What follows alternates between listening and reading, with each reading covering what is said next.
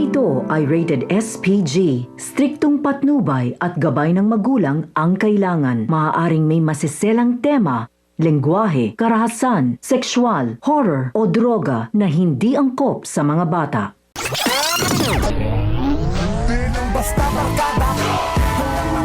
Sa pagbalik ni Rigor sa presinto ay inireport niya kay Suarez na malapit na sila sa katotohanan. Napag-alaman niya umano na may nag-iwan sa kanilang bahay ng pera at maging ang kaibigan ni Tanggol na si Enteng na kasalukuyang nakakulong ay inabutan din ng pera ng isang babae.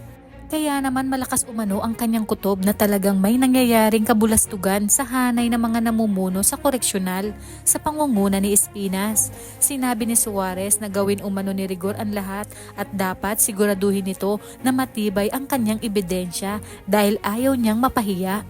Lalo pat kilala niya si Espinas na matuwid at walang bahid ng katiwalian. Kaya naman sinabi ni Rigor kay Mando na kinakailangan nilang maghanap ng ibang lead para nga umusad ang kanilang investigasyon.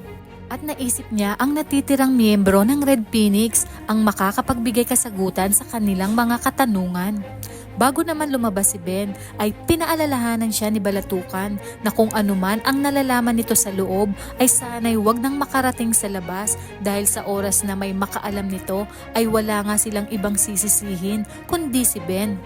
Muli ngang babalik si Ben sa Quiapo ngunit sa hindi inaasahang pagkakataon ay makikita sila ng papaalis na sina Mando at Rigor. Agad na sinabi ni Rigor na nakalaya na pala si Ben kaya derechahan niyang tinanong kung totoo bang nakakalabas-masok si Tanggol at inuutusan ito ni Espinas upang gumawa ng krimen kapalit ng pera. At dahil ayaw mapahamak ni Ben si Tanggol at ang grupo nito ay itinanggi niya ang mga paratang ni Rigor. Ayon kay Ben, walang ganun na nangyayari dahil mahigpit umano si Chief Espinas sa pamamalakad sa bilibid.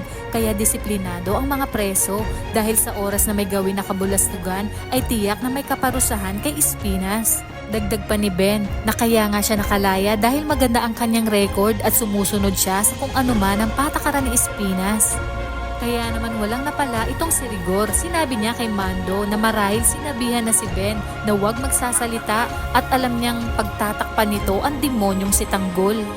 Tila nagsisisi naman si Marites dahil sa ginawa niyang pagsumbong kay Rigor dahil hindi niya alam kung napabuti o napasama ang kanyang ginawa. Ngayon tuloy ay masama na ang loob sa kanya ni Tinding. Hindi kasi naiintindihan ni Marites ang pinagdadaanan ni Tanggol at tanging si Tinding lang ang nakakaintindi kung bakit nagagawa ni Tanggol ang mga bagay na yon. Kaya naman hindi na siya magpapapigil at dadalawin na nila ni Noy si Tanggol kung kaya't malalaman ni Tinding na kaya pala nagagawa ni Tanggol ang mga bagay na yon dahil binantaan silang papatayin sa oras na hindi sundin ang mga utos ni Espinas.